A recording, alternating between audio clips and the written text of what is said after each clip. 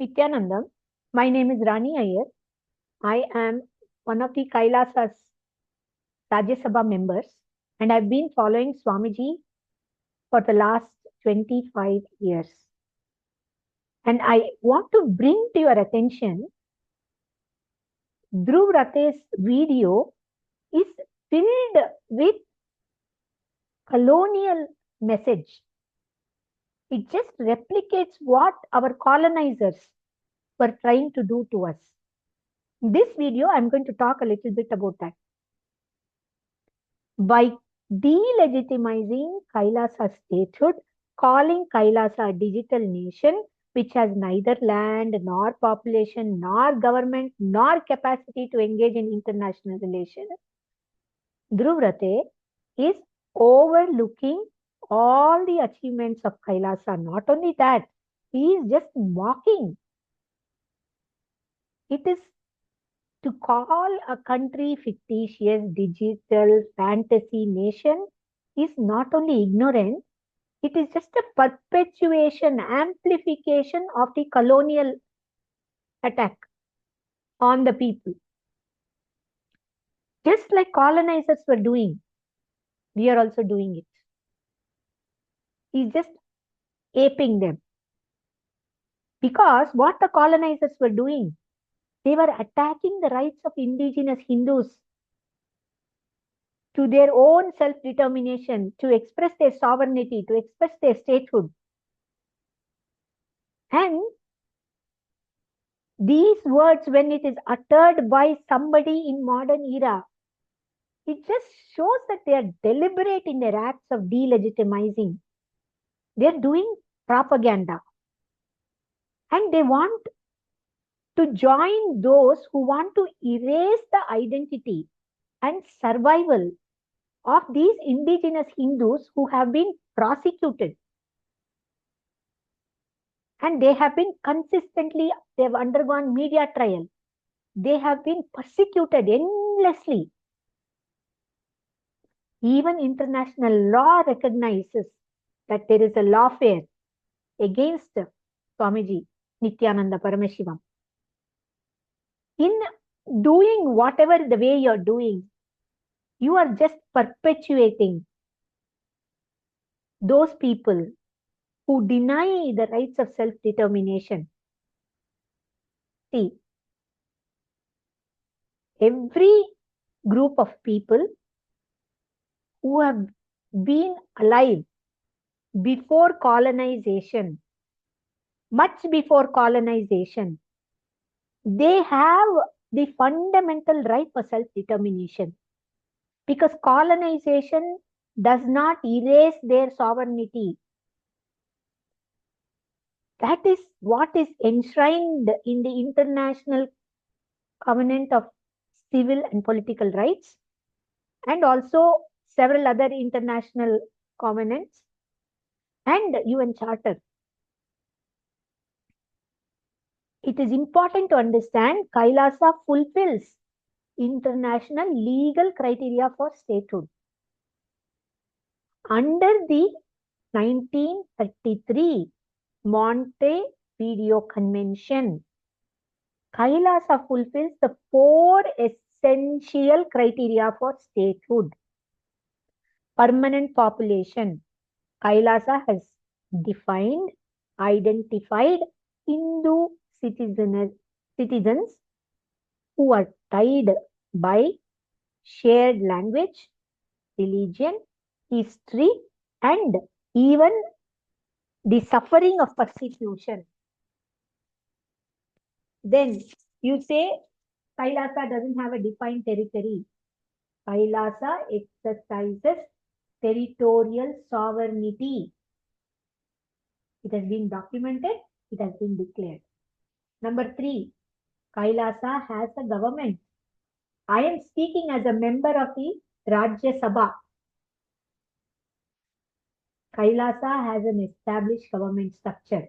It has a constitution and it has Bhagavad Gita as its basis. It has diplomatic organs. Kailasa has capacity to enter into relationship with other states. Kailasa has signed several bilateral agreements. It engages internationally with recognized nations, cities, and indigenous governments. The four legal criteria for statehood is fulfilled by Kailasa. Kailasa is not a new invention as you make it. It's not something, Swamiji has explained this over and over again. Supreme Pontiff of Hinduism has explained this over and over again.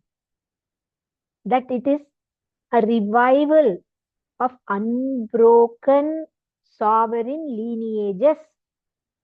All these were violently erased, suppressed through colonization, through forced secularism. Under the doctrine of continuity, sovereignty survives even through disruption, exile, or occupation. Just like the sovereign of military order of Malta. It remains a sovereign without a territory. Or look at the papal states that went through the Avignon exile. Kailasa's legitimacy is also intact. It is under these international customs. Would you dare to deny jurisdictional sovereignty of these European non-territorial states? No. You will say, that's not my concern. But when Kailasa expresses itself based on the same criteria, you jump up and you accuse of all these falsehoods without even understanding the basics of international law. The right to self-determine as an indigenous nation, as an indigenous leader, is very much present with us. We have the right to resurrect our traditional practices. And we have seen erasures. We are seeing erasures. And when people believe more and more in what the colonials have drilled in us, we lose our capacity to express this enlightenment, this conscious, what these conscious ecosystems can give us. What you're doing is cultural supremacy and racism. This is not journalism. You should be ashamed to call yourself a journalist because you can't even verify simple things. Verify very simple things. There are more than 21 UN reports which have documented the persecution of SPH and other Kailasa members. You refuse to acknowledge even these international findings. You know why? Because it contradicts the narrative you're building. You're mocking at Hindu resilience. You're mocking at these self-determination efforts where we are reviving our indigenous traditions. And we are using existing laws to do it. So, Dhruvrate, you should answer on what grounds you are delegitimizing Kailasa statehood. On what grounds are you calling Kailasa a digital nation? And on what grounds in any country will you be allowed to attack the indigenous rights?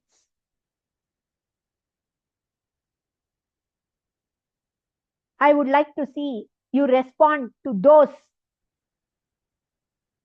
mistakes, to those errors, or even, I would not even call it error. I would call it, why are you engaging in these serious delegitimizing propagandas?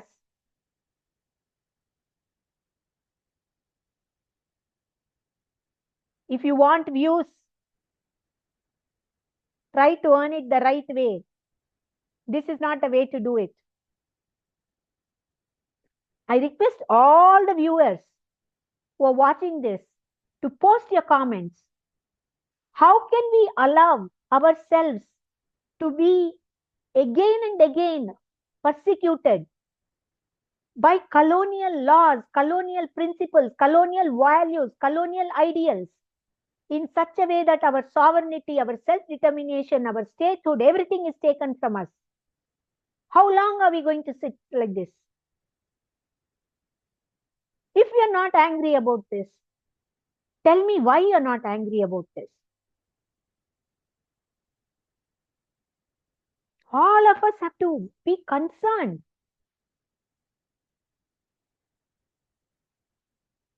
These, this colonial narrative has to end.